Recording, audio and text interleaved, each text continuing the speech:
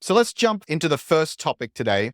Speaking of Uber, we wanted to talk about Waymo's funding announcement and how that might affect them, the ecosystem for rideshare and autonomous vehicles. And also, I know they have a relationship with Uber. Some people think they're going to kill Uber. Some people think they're going to supercharge Uber.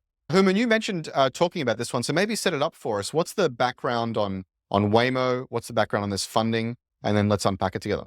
My understanding, and I think the news is fluid, is they have had successive rounds very quickly. As many of the people know here, Waymo is a division in Google. I wish it was a private company very, very badly that we could all invest in, because I believe very strongly that it's incredibly disruptive and it's silently changing the world around us every day. For folks who are in San Francisco, you see them. They're proliferating like crazy. To me, I think it's funny. We all watched the Elon Musk huge show that he put on. We were all like waiting in anticipation. And everyone's like, wow, is he going to solve self-driving cars? And I literally, took a Waymo back and forth from work that morning. So it feels a little bit odd to me that discussion is happening on a national scene as if self-driving isn't already on its way. From my perspective, I mean, starting with Uber, Travis and, Garrett, to their credit, saw this coming. They created I think it was ATG was the group in Pittsburgh that was doing self-driving. So this has been on their radar. Advanced Technologies Group. That was the group inside Uber that was building autonomous vehicle tech. That's right. But, when Dara came on, and there was obviously he came onto a platform that required a lot of change, a lot of work, made the decision to cut that. And now here we are. They don't have their own internal autonomous technology, and the world is changing. So the open question is what's going to happen. Yeah, and the new breaking news here is that they've closed a $5.6 billion Series C funding round led by, parent company Alphabet, as well as the who's who of Silicon Valley venture firms. Andreessen, I think Silver Lake, Fidelity, Tiger Global, Perry Creek. And the valuation, I think, was 50 billion, something along those lines, right? Yeah, crazy, crazy numbers, which is, deservedly so. This is, we talked on the last React episode, which is actually a couple of weeks ago now, about the robot day that Elon hosted. And as you said, you touched on this lightly, right? It's like everyone's excited about Elon bringing on the advent of self-driving. And I'm like, excuse me, we do self-driving every day here in San Francisco. And there was a lot of comments saying, you don't get it. You're just an Elon hater. These are fully autonomous, computer vision. They can go anywhere, do anything. And Waymo's based on maps, and it's based on predetermined routes and blah, blah, blah. And this is completely different. But the point is that the application, the use case of driving a large population of people in large cities to largely arbitrary destinations is the truth, is our everyday lived experience in San Francisco. And Waymo is making that real. And, Hooman, I'm not sure how familiar you are with the Uber partnership, but, Dara shut down ATG and a bunch of other big bets. And one might argue that put Uber in a weaker position vis-a-vis the long-term strategy and upside, or in a stronger position vis-a-vis profitability and cleaning up a lot of the loose threads. But we saw autonomous driving as an existential threat. We saw it as like something we need to own. But maybe that's not the case now. Maybe the way it's playing out is Dara is more cooperative instead of combative. And he's like, I'll have some of that, thanks. Let's partner on the operations side and roll it out. So how do you think the funding, the relationship with Uber, what does this ultimately do? Do they end up being two independent companies with a little overlap, or does Waymo become a vendor to the rideshare companies? So I think the challenge that Uber is going to face is fundamentally Waymo is part of Google, and they have an incredible distribution engine at Bear. And as you know from your career, distribution can be game changing. So if you look at it, the company that controls the largest mobile operating system in the world that can force defaults, right? And we've seen that. Hey, you want the new version of Android?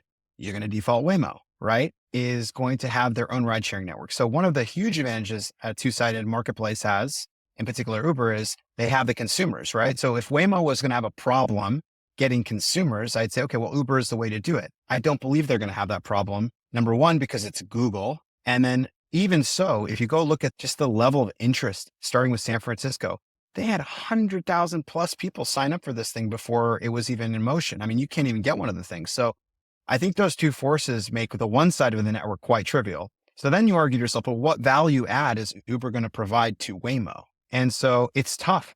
And as an enlightened consumer, you remember when Uber used to have the taxis, right?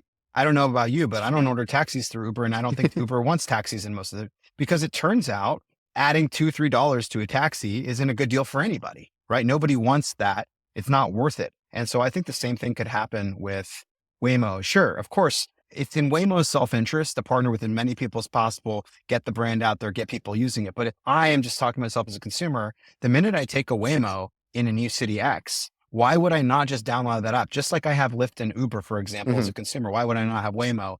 And so I think they're in a dangerous position. And I'll give you like one other, thought. When I kind of was thinking about investing in Uber myself, and when these guys were kind of taking off, the realization that I had that kind of made Uber magic in my mind was, I think originally when people thought about Uber, and this dates, I think both of us, they were thinking about it in competition with the taxi limo market, which Mhm. order of magnitude is was $10 billion, right? So how big is this company going to be? Like you wouldn't have envisioned a $150 billion S&P 500 company, but the disruption was not that Uber just took that market. It was that it took a share of the car market. I wrote this Medium post, God, I don't even remember how long ago it was, to kind of just walk through my math, and I posted and it got shared quite a bit. And it basically was my own economics in San Francisco. And I realized I shouldn't own a car.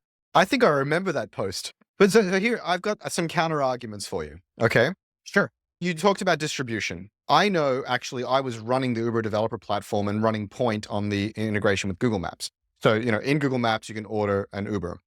And we thought this was like the bees and knees of integrations. This is going to be epic. We're going to drive massive new rides and incremental rides from this integration. Turns out Google Maps does not have intent to ride, right? It has intent to drive. It has intent to book. It has intent to understand your surroundings or walk.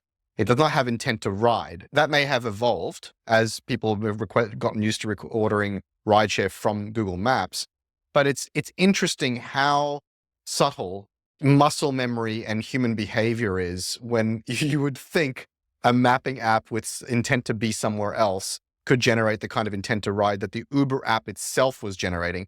And the answer was a big fat zero. And so it's not clear to me that Google has intent to ride the way they think they do when you talk about distribution. The other is you talked about great defaults. Yes, maybe they can manufacture intent. A term that I used to use at Uber a lot. But they're going to may start running into SEC problem, right? Sure. They're all, Lena Khan is like finding any reason to, shoot people in the head. We'll see how our employment goes, by the way, in the next, 2 weeks. That's right. But, there is a bit of a chill in the air about these, let's call them corporate synergies. And so that's a headwind. The other thing is I just don't think of Google as being an incredible operations company. Operations meaning, human customer interactions in the real world. At Uber, we used to call this about bits and atoms.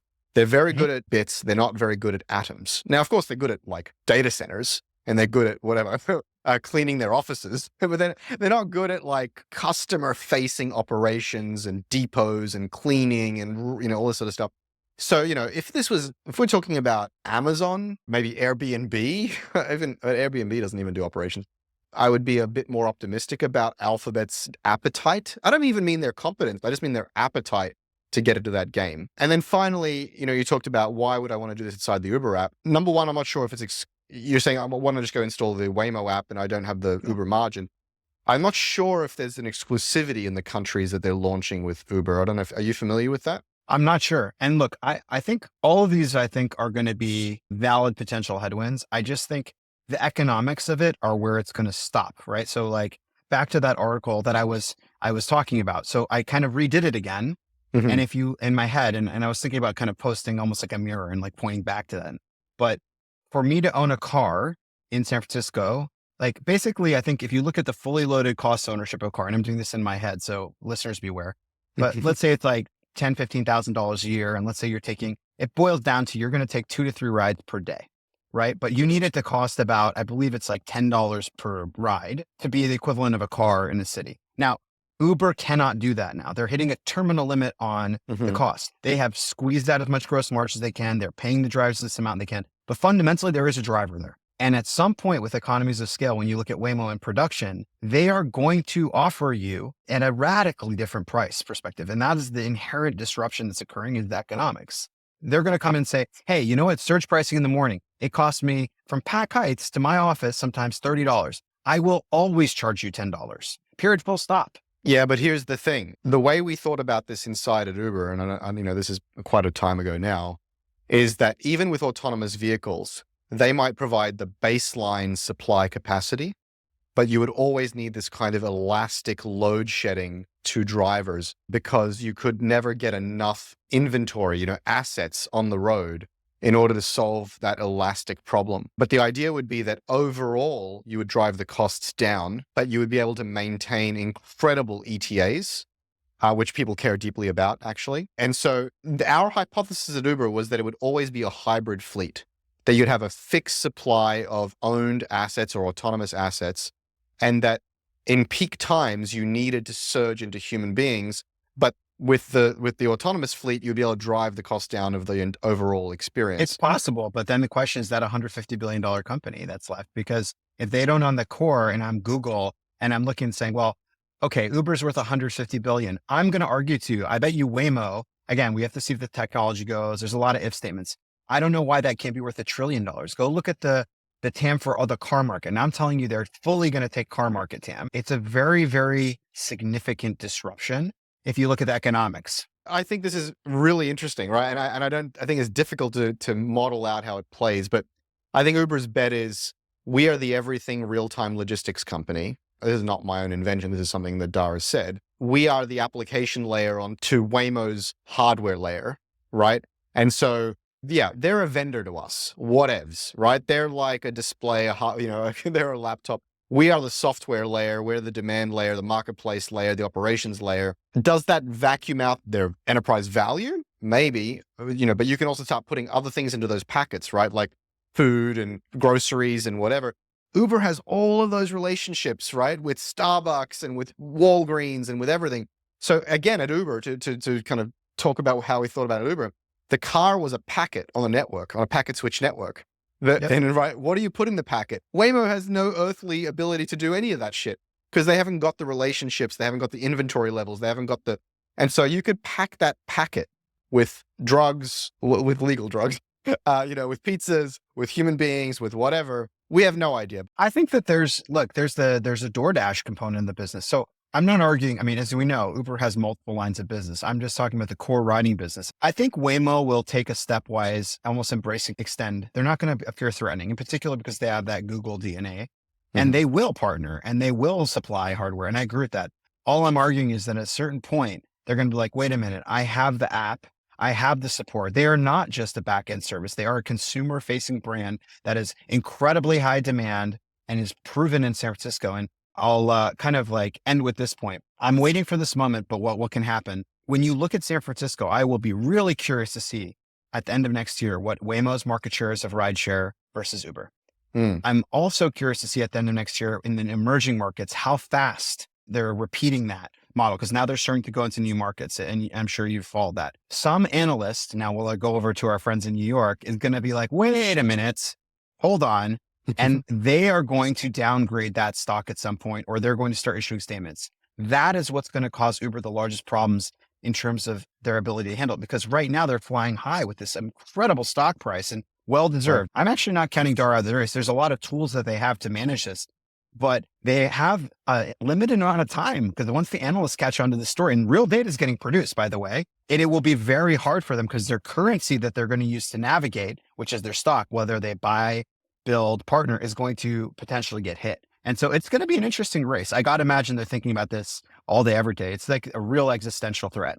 1000%. I can tell you in San Francisco, the Uber user experience has gone to shit. ETAs have jumped, the prices have jumped, and I'm regularly encouraged to check Waymo. The only thing going for Uber is the Waymo ETA is generally the same. It's almost exactly the same every time. So I'm like, why am I waiting 15 minutes for an Uber ride? And I'm like, open the Waymo app and it's like 15 minutes or 12 minutes, 13 minutes. I'm like, far out. And so, yeah, it's very, very interesting. With that debate, I love the debate. Be sure to join us down in the comments and share your thoughts. What do you reckon? Is Uber screwed? The economics just not in their favor? Or are they going to ultimately partner and become incredible bedfellows? Let us know your thoughts in the comments, guys.